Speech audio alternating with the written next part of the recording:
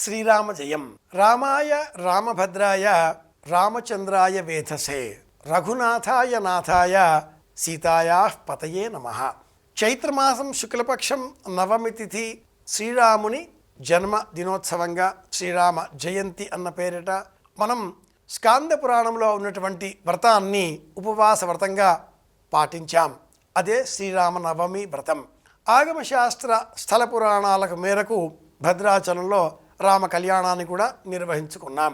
శ్రీరాముని ధర్మపత్ని సీతామహాసాధ్వి జానకీమాత ఆ తల్లి పేరిట ఫాల్గుణ మాసంలో అష్టమి తిథిని సీతా జయంతి అన్న పేరిట స్మరించాం.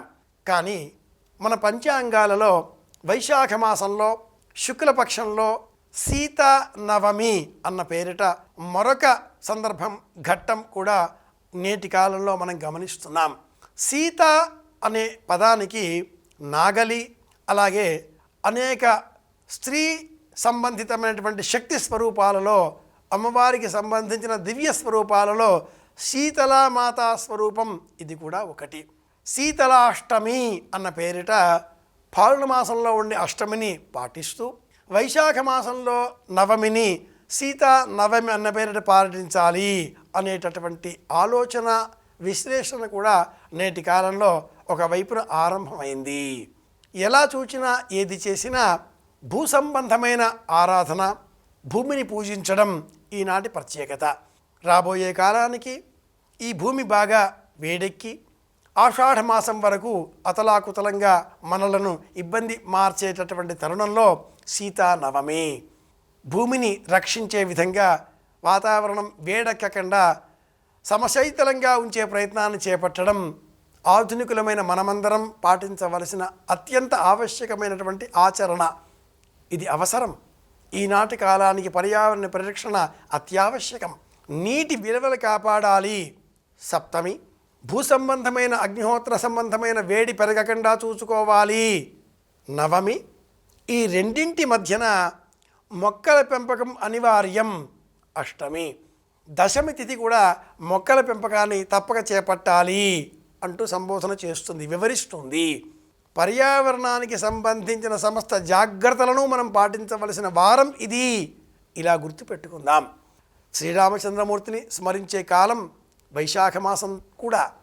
చైత్ర వైశాఖ మాసాలు ఈ రెండింటిలో కూడా వసంత ఋతువే కనుక రామచంద్రమూర్తిని ఈరోజు స్మరించినట్లయితే అనేక విధాలుగా మనకు శ్రేయస్సు కలుగుతుంది. రామాయణ భారత భాగవతాలలో మన దేశంలో ఎన్ని రామాయణాలు అని చెబితే అన్ని రామాలయాలు అని కూడా చెప్పాలి. అలాగే ప్రతి చోట భాగవత సంబంధిత భారత సంబంధిత దృష్టాంతాలు పాండవుల గుహలతో ఆరంభం చేసుకొని యక్షుడి సరస్సు వరకు ప్రతి చోట మనకు భారత భాగవత చిహ్నాలు కూడా కానవస్తూ ఉంటాయి. దేశాన్ని ఆర్యావర్తంగా సమగ్రంగా ఒక్కటిగా మార్చేటటువంటి శక్తి భారత భాగవత రామాయణాలకు ఉంది.